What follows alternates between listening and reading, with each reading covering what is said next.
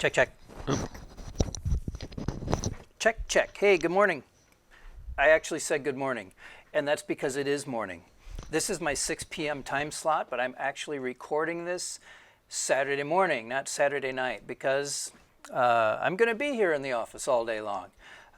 Today is the Iowa Annual Conference, the legislative session, and it's a virtual meeting this year instead of an in-person meeting in Des Moines. And I have to be at it. I have a technical role that I'm going to play to help make it happen. But I can do it here from Cedar Falls. I don't have to go anywhere. But I'll be online with the meeting almost all day long, and I'm not sure we'll be done in time for me to hit my normal 6 p.m. Facebook thingy time slot. So we're recording in the morning. But on last night's Facebook devotion here, Lauren talked about gratitude, and she talked about a gratitude challenge that she did with our church youth, and I've been thinking about that, and what a wonderful thing an attitude of gratitude is, because it certainly lets us live a more joyful and positive life than one who is less grateful. But it isn't always easy, is it?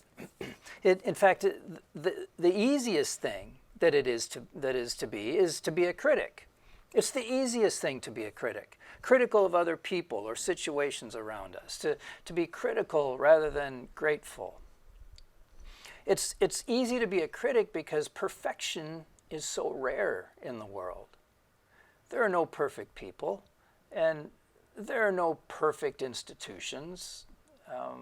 There are few perfect places. There are some that come really close. But this lack of perfection means there's almost always something irksome about our situation. When was the last time you used the word irksome? There's almost always something that could be improved. And, it's easy to see the failings of other people. People who don't keep their lawns looking nice, right? You complain about what the neighbor's place looks like. Sometimes we have a problem with how other people do their jobs. They do their job in a way that's substandard to us. But we have to remind ourselves that it's not always our standard that they have to live up to now, is it? Is it?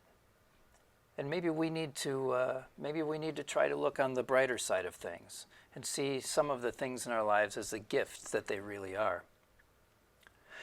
An attitude of gratitude is something that sometimes we have to work on, to see the best in each other and to be thankful for that.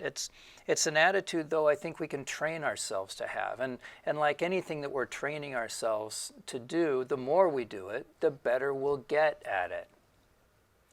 But for many of us, it has to be a conscious effort to see the things that are good around us rather than the things that are less than perfect.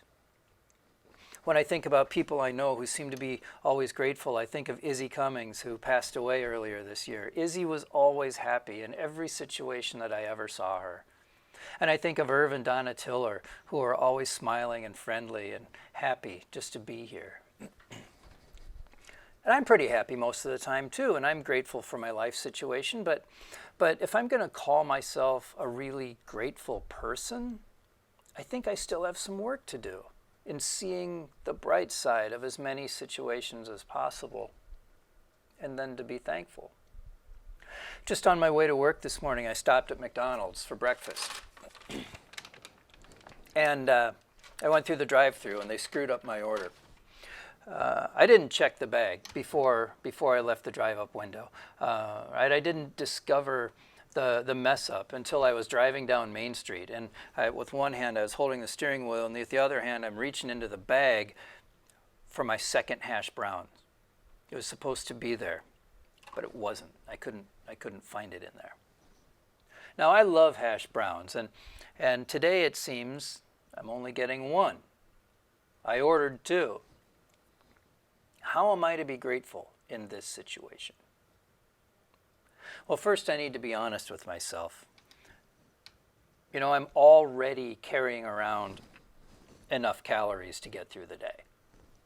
I don't need another hash brown, right? I mean, that's the first step, is to look at the situation and see, well, How important is this really, right?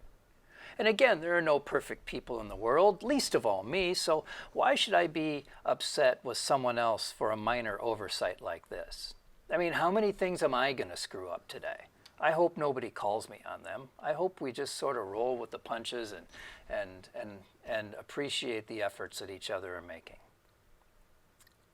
And then there's this, the silver lining, the saving grace, the miracle of this situation.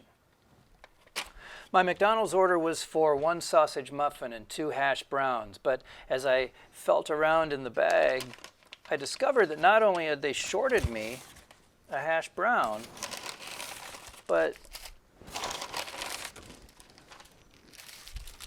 they gave me 2 sandwiches. I mean, how good is that? How cool is that, right? Praise God, I've got 2 sausage muffins this morning. So life is good, right? It's all right. So thanks, McDonald's crew. I'm grateful. You made my day. And thanks be to God for all of the blessings in my life. May I learn to see them and recognize them and be thankful. So that's all I have for you right now. I got to get to work, got things to do. I will see you on the live stream tomorrow morning. We got church, 8:30 and 10 o'clock. 8:30 is live from the sanctuary. 10 o'clock is live from Fellowship Hall. So the first one is traditional worship. Second one is transformation worship.